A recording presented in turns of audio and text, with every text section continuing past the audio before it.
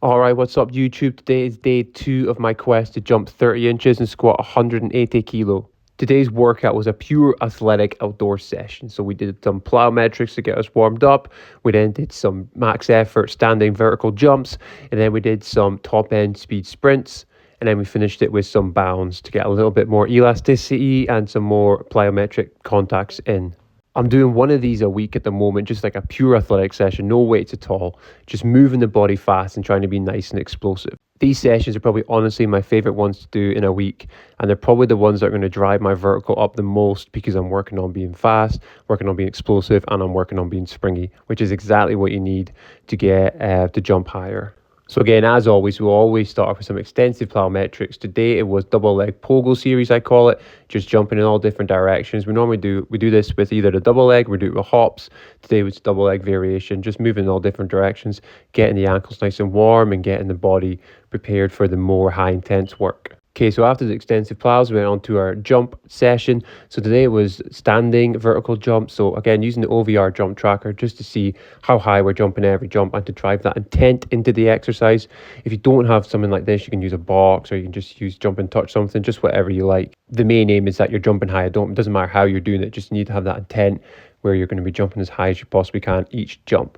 So for here, I did 15 total jumps again from a standing position. We rested about 30 seconds to a minute in between every jump, because realistically, if you want every jump to be max effort, you need to rest a good amount in between. You don't want to be doing like you would do for weights, where you do 3 sets of 4 reps or something like that.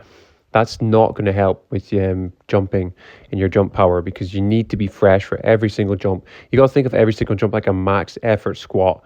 Obviously, maybe not max effort, because you wouldn't be able to do 15 in a session, but you want to think of it like every single jump has to be, you have to be quite fresh and be as explosive as possible. So you need a decent amount of rest time.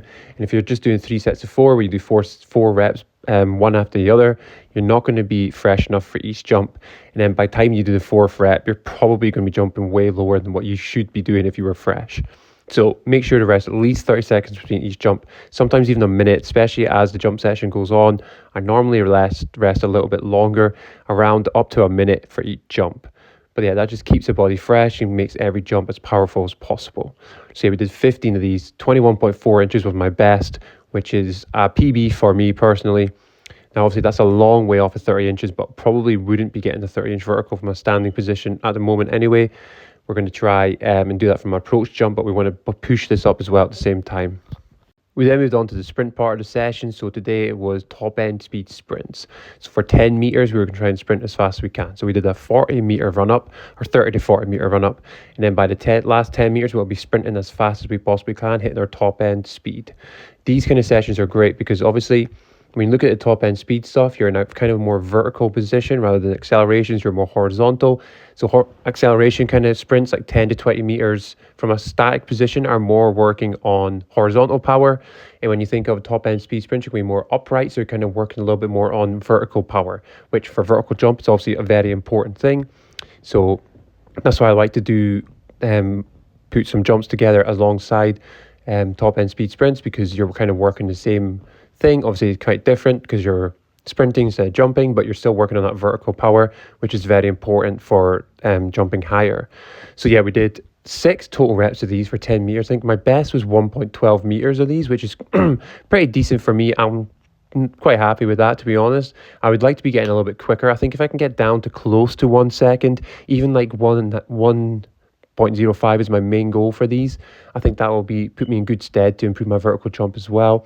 But obviously, being able to sprint fast, they all correlate together. If you can jump high, you're going to sprint faster. If you're going to improve your sprint speed, you're probably going to jump higher. They all come together at some point. They come together indirectly, not directly, but you will see an improvement if you improve one of the qualities. So my main goal is to improve a jump height, but if I improve my sprint speed, I think my jump height will come with that too. So yeah, so we did 6 reps, 10-meter sprints. Then after the sprints, we went on to do some medium bounds. These are just good to get a little bit more ground contacts in, a little bit more plyometric work in, and some elasticity work in. These are also great because like you're working on a little bit horizontal and a little bit vertical at the same time, because obviously each kind of bound is like a mini single leg jump, kind of vertically and horizontally. So it's working on that horizontal momentum, the vertical momentum, which is very important for approach vertical jumps. But yeah, So that was a session today. Really good session overall. Hitting that PB of 21.4 inches for standing vertical was the highlight of the session. Obviously, I've still got a long way to go to hit 30 inches, but we're here for the journey. We're going to keep going until we do it. So even if it takes over a year. But yeah, so thank you for watching, and I'll see you again next time.